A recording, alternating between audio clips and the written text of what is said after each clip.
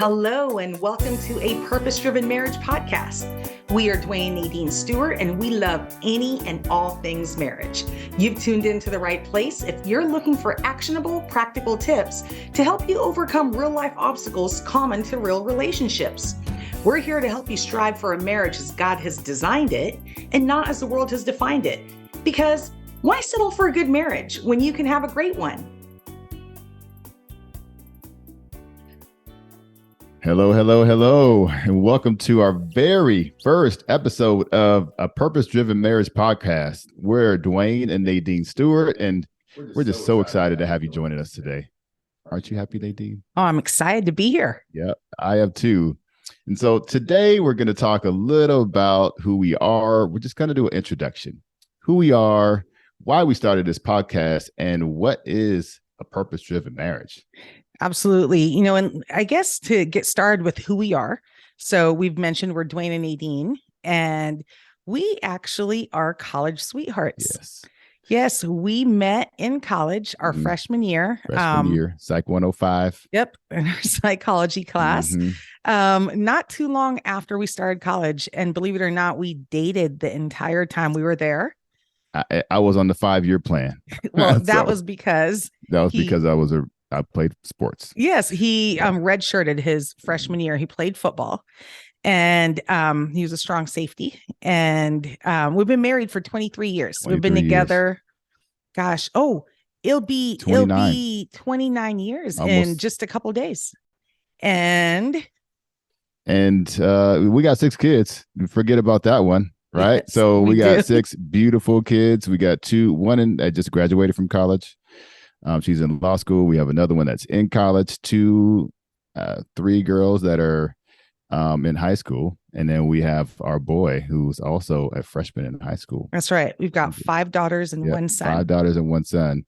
And Nadine's a marriage and relationship coach. I mean, she coaches couples, really just bringing them up in the Lord, but also really just teaching them the fundamentals of relationships, how to deal with conflict, how to deal with a lot of the challenge that people deal with as they are, navigating this life with each other. Yeah, my goal is really to save marriages, right? Save marriages, and also to, help people realize that marriage should actually be pretty awesome. Yeah.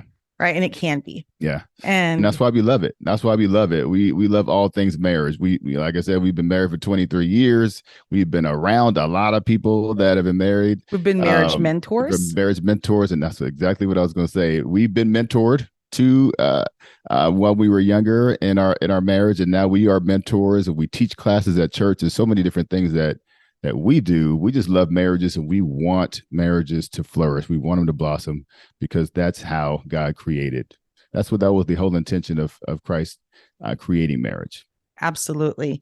So why are we starting this podcast? Right. So really the bottom line is really pretty similar to the same reason why we started the marriage ministry, why I started coaching couples, why I started working with couples that are in the beginning stages of their marriage. And then, those who are going through difficult seasons, which, we've worked with couples that are newlyweds. They're going through difficult seasons, all the way up to, I think the couple, I worked with a couple that had been together 50 years. They actually celebrated their 50th anniversary while we were working together. Yeah. So, but the main reason is because marriage is under attack. Yep. And there's a need for more voices to speak on behalf of marriage, since there's so many in society that are speaking against it. Mm-hmm. No doubt about it. And marriages really are the bedrock. It is the core, like the cornerstone of the community. The way that marriages go, so does the community. And so when you really think about why it's so important to have that husband, to have that wife, and the father and the mother and kids, it is really what creates our society. And who's trying to pull it apart? Who? The enemy. Oh, of course. Yeah. The enemy's trying to pull marriages apart. Anything good that God creates, the enemy tries to destroy. Yep. Yep. And so when marriages fall apart, everything else falls apart. That's why he wants to tear husbands and wives up. And so really it's our mission to help as many relationships as possible. And that's what we're doing here today.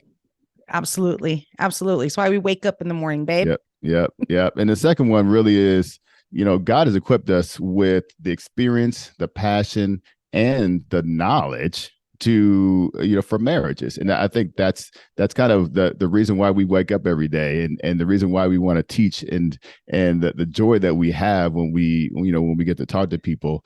That's really the core of what we want to do. Well, it's funny because people talk about geeking out on a particular topic.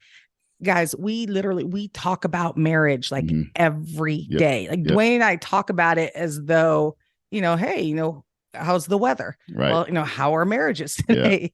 Yeah. It is something that, I don't know, God instilled this passion in our heart, and thank goodness he did, because we really want to equip couples to overcome those common challenges of, with being in a relationship. Because I was just working with a couple earlier today, and one of the things I was talking to them about is how wise they are to recognize that conflict will always exist. Yeah. Right? Conflict will always exist. Going into a relationship, going into a marriage, thinking that just because you're married, you no longer have to worry about conflict is like a surfer going into the water and expecting to not get wet. Right. It's just that just doesn't happen. Right. And so we go about teaching couples, or wanting to teach couples in this podcast, on how to deal with the conflict when they do arise, not if they arise, but when they do arise, because they will. Yeah. And really the key is in how you handle it, how well you reduce the impact of the conflict through time, and how you can take those moments of conflict and actually turn them into opportunities for intimacy. Amen. Right. So what you're talking about is taking people from hopeless to hopeful. Right? Yes. And in certain situations, from good to great. Right. From good to great. Yep. Absolutely. I think I said it in our intro. It's, barely surviving to amazing and thriving. Yep. That's the other thing. There's some people where their marriage is just okay. Yeah. You don't have to settle for just okay. It can be great. I think we all go through those periods. Oh, we do. It's seasonal. Yep. Yeah. Right. It's seasonal. And we also, I think, lastly, the third reason that we are starting this podcast is because we honestly believe we have an interesting and unique perspective that many people can relate to. Right. So what is that? Yes. All marriages are unique. But when you add in the intercultural and interracial component, right, it adds another element to the marriage. Yeah. So it's obvious, right? If people look at our picture, just look at us, go on our website, find us on social media, or even just look at the cover of this podcast, right? It's obvious that we are not of the same race, right? And many people can relate to that. There's a lot of interracial marriages out there, right? But the intercultural component is actually what intrigues us so much. And we believe is what more people can actually relate to, whether they realize it or not. Yeah. Because the culture that we bring into our relationship is really what shapes our values, our beliefs, our ideas, or even our faith, right? It's what we derive from our family of origin.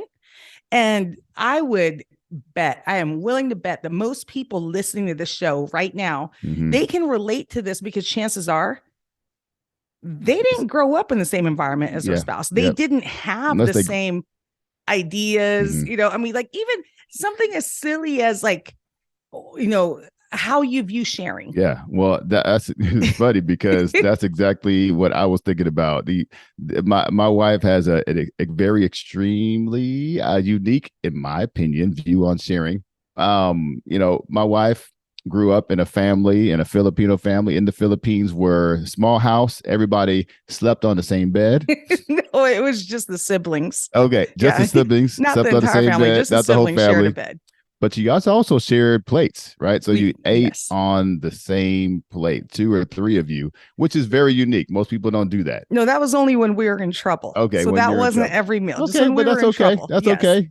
But that's that was kind of instilled in you by your mom, especially when you were in trouble.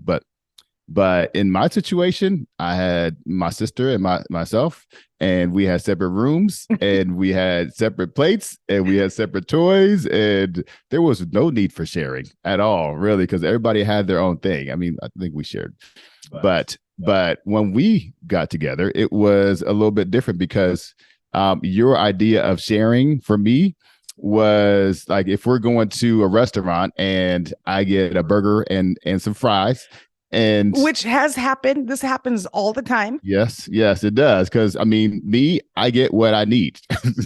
You tell me that, yeah, you don't want you don't want the shake, or you don't want the fries or whatever. I'm like, okay, this is what you'll get, what you need to get, But right? babe, okay, But what was your idea of? no, let's tell them the difference though, because this again, it's bringing in two different cultures, Mm-hmm. right? So, an example of another difference in culture with this particular story is the fact that I grew up with Mm-hmm. very little. Yes. Right. So I grew up in, I guess you would consider a poor family. Yeah. And you were in a traditional middle class family with only two kids. Yep. Right. So, go ahead, continue. So, we gave them that background. Right. Yeah. So going to the restaurant and really getting anything extra was not something that you guys did, right? We got the burger from the dollar menu. You got the burger from the dollar menu, and we went to the deluxe menu, I guess, sometime. You got the full meal deal. But so going to the restaurant and getting a burger and fries and a shake was a new thing for you. You know what I mean? But the other thing that I had to get used to was your idea of, okay, well, sharing is not me taking my fries and saying, hey, babe, want some fries? Here, you can have some fries. Your idea of sharing was, I'm going to reach over and take some of my husband's fries, and that's my idea of sharing. We're sharing. And I'm like, wait. How is that sharing? That doesn't make any sense because you're taking from my plate and I didn't ask you to. But there we go, right? I mean, that's what's mine is mine, and what's yours is mine. That's right. That's how it goes, right? But that was something that I learned. It was a way for you to to connect, right? There was a way for you to connect with me, and that's okay. I mean, I just get extra food now because I know you're gonna take some of it, right? You've grown in wisdom, babe. That's right. No, but that's just an example of how our interesting background, right? Like what we bring into our relationship, which we think many of our listeners will be able to relate to. Yeah, right. And we'll do a full episode on what this looks like, on what an intercultural marriage looks like, and how people show up in their marriage, bringing with them what they learned from their families of origin. Yeah. It's amazing. Yeah. And then lastly, the third thing that we want to talk with you guys about today is what exactly is a purpose-driven marriage. Right. So we'll touch on that today. And I guess the question I would ask is, how would it change your perspective on marriage if you learned that it serves a purpose greater than you? Right. Like it's not just all about you. Yeah. And I think that's something that we had to learn as a couple, and really just understanding that God created marriage. God, who created marriage, knew exactly what he was doing when he did that, right? It's a lifelong process that's designed to teach us and really to understand each other's needs and to serve our spouse in the way that they need to be served and to love them the way that they need to be loved. It's not all about us, right? Oh, yeah, babe. You remember that's the very first lesson that we learned when Duane and I were newlyweds, and I think we had our first child already. She was a newborn. We attended a seminar put on by our pastor. Our church, yeah. And I don't remember anything else we learned from that seminar except to learn to put the needs of my spouse ahead of my own. Right. And so Duane and I went home remembering that one thing. It was like a 1 day or 2 day seminar. I don't even remember. And that was the one thing that we learned, and we clung to that. Like we hung on to that because that was all we could remember. That's right. Yeah. And our guiding principle for our marriage. Like if we were putting the needs of each other, if he was putting my needs ahead of his and I was putting his needs ahead of mine, someone was always being looked out for. That's right. Right. Yep. And so Yeah. And that, and if you know that, if there's one thing that you learn just from the very beginning of your marriage, it needs to be that your needs are important, but your spouse's needs are even more important. And if your spouse is taking care of you the way that um you are taking care of them, then everybody's going to be in a great place. Well, that's also because, our marriage, when God created, he created for a purpose and Mm-hmm. on purpose. On And if we're purpose. doing it right, Yeah. we're glorifying God. Yep. And not only that, Yeah. but our marriage essentially is a walking testimony of the gospel. Yeah. Right. So you and I, our relationship with one another, how we show up for each other, how we love one another, right, should reflect Jesus and his relationship with his bride. Yeah. And it is amazing when that all works together. It's so harmonious. We're so aligned. It's almost like a team, right? Oh yeah. It's like a football team. And when we're working on the same team for the same purpose, right? We might be having different positions. We learned this from a kingdom marriage, right? We might be in different positions, but we're working for the same purpose. That's the definition of alignment, and that's the definition of glorifying God. What our goal is to build strong legacies and strong godly relationships within our family that just last and last and last. It goes from us to our children, to our children's children, and so on and so forth. And really to create an environment where my wife and I and our kids even can thrive and learn and share and and serve each other and love each other in the way that God intended. You know what an incredibly freeing feeling that is? Like to know that you're waking up for something specific, right? Like you are showing up in your marriage for a specific purpose. Yeah. Knowing that, nothing is going to be wasted. Yeah. Right? That in this process, like God knew. Mm-hmm. Like he knew what he was doing when mm-hmm. he put us together. Mm-hmm. Right? He knew exactly what he had in mind for us. Right. He knew exactly what he had in mind for our family. Right. And so, I just love that. Like as a wife knowing that, right, that frees me up to not have to worry about all the little details, mm-hmm. because I know that my marriage, my relationship with you serves a greater purpose than simply myself. Right. Yeah. Right? And you can count on me to do and be strong and confident in the role that God intended me to be in. Right. So I have my role, you have your role, everybody has their job to do. And as we do that, we're able to accomplish all the things that God intended for us to do.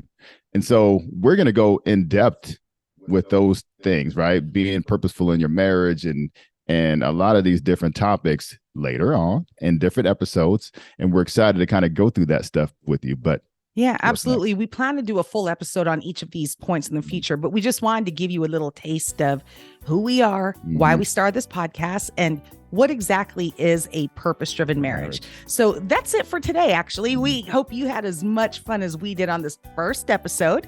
If you enjoyed the show, please consider leaving us a review and come back and join us next time as we help encourage, equip, and educate couples on how to create a purpose-driven marriage.